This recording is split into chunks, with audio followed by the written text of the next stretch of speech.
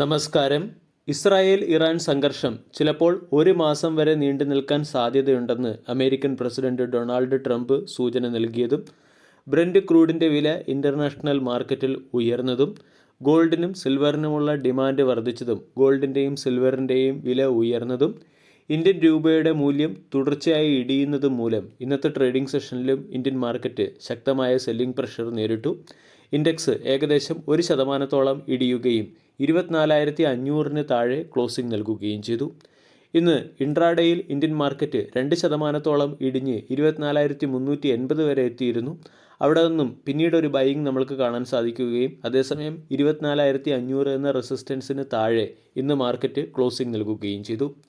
India Vicks 23% ഉയർന്നത് ഇന്ന് മാർക്കറ്റിൽ വന്ന ഇൻവെസ്റ്റേഴ്സിൻ്റെ ആങ്സൈറ്റിയെ സൂചിപ്പിക്കുന്ന ഒരു പ്രധാന ഫാക്റ്റായിരുന്നു. Nifty metal, Nifty realty, Nifty PSU തുടങ്ങിയ ഇൻഡെക്സുകളിലൊക്കെ ശക്തമായ സെല്ലിംഗ് പ്രഷർ ഇന്ന് കാണാൻ സാധിച്ചു.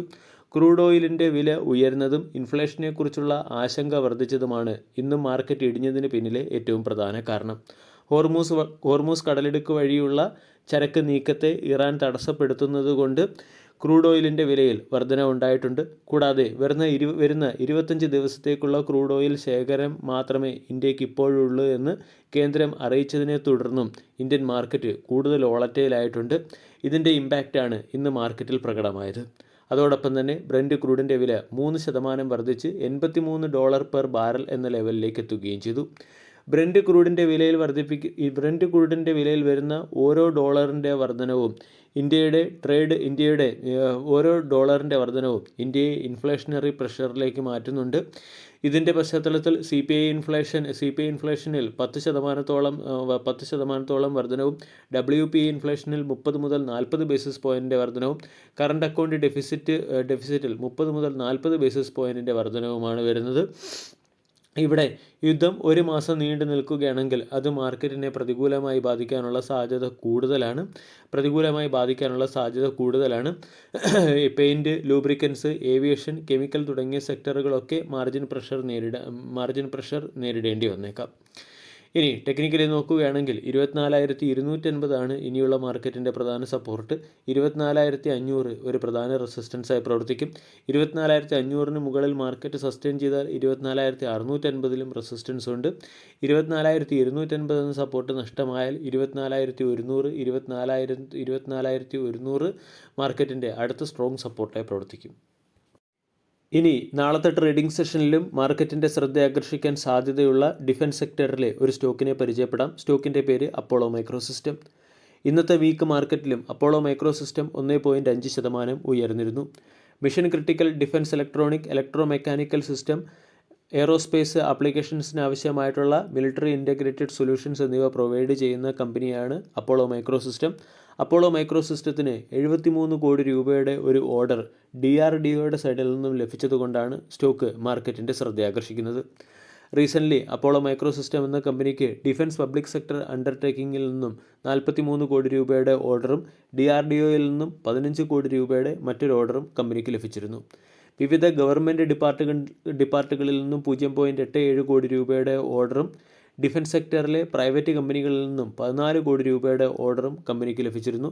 തുടർച്ചയായി ലഭിക്കുന്ന ഈ ഓർഡറുകളുടെ പശ്ചാത്തലത്തിലാണ് സ്റ്റോക്ക് മാർക്കറ്റിൻ്റെ ശ്രദ്ധ ആകർഷിക്കുക.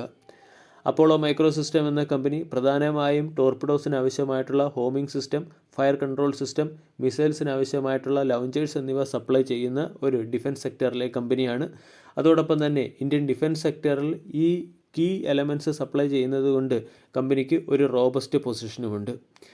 അപ്പോളോ മൈക്രോസിസ്റ്റത്തിൻ്റെ ബാക്ക്ലോഗ് ഓർഡർ ബുക്ക് നമ്മൾ പരിശോധിച്ചാൽ ഏകദേശം 1,305 കോടി രൂപയുടെ ഓർഡറാണ് കമ്പനിക്ക് ഇതുവരെ ലഭിച്ചിരിക്കുന്നത്. Avionics, missile system, electronics warfare, defence electronics തുടങ്ങിയ വിവിധ സെക്ടറുകളിൽ നിന്നാണ് കമ്പനിക്ക് ഓർഡർ ലഭിച്ചിരിക്കുന്നത്. അതോടൊപ്പം തന്നെ വളരെ റെപ്യൂട്ടഡ് ആയിട്ടുള്ള കമ്പനികളുടെ ഒരു ക്ലയൻറ്റ് ലിസ്റ്റും അപ്പോളോ മൈക്രോസിസ്റ്റം എന്ന കമ്പനിക്കുണ്ട്. DRDO, Bharat dynamics, solar industries, L&T, ISRO, BrahMos aerospace, Indian oil, Bharat electronics, Adani group, Tata advanced system, HAL, AMD തുടങ്ങിയ പല പ്രശസ്ത കമ്പനികളും അപ്പോളോ മൈക്രോസിസ്റ്റം എന്ന കമ്പനിയുടെ ക്ലയൻറ്റ് ലിസ്റ്റിലും ഉൾപ്പെടുന്നു. അപ്പോളോ മൈക്രോസിസ്റ്റത്തിൻ്റെ ക്വാർട്ടർലി റിസൾട്ട് പരിശോധിച്ചാലും കമ്പനിയുടെ പെർഫോമൻസ് ഡീസൻ്റ് ആണെന്ന് കാണാൻ സാധിക്കും. റീസെൻ്റ്ലി കമ്പനിയുടെ റവന്യൂ 148 കോടിയിൽ നിന്നും 252 കോടിയിലേക്ക് ഉയരുകയും പ്രോഫിറ്റ് 18 കോടിയിൽ നിന്നും 23 കോടിയിലേക്ക് മെച്ചപ്പെടുകയും ചെയ്തു.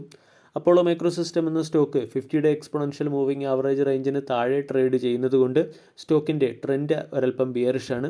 അതേസമയം 215 സ്റ്റോക്കിൻ്റെ ഇമ്മീഡിയറ്റ് റെസിസ്റ്റൻസ് ആണ്.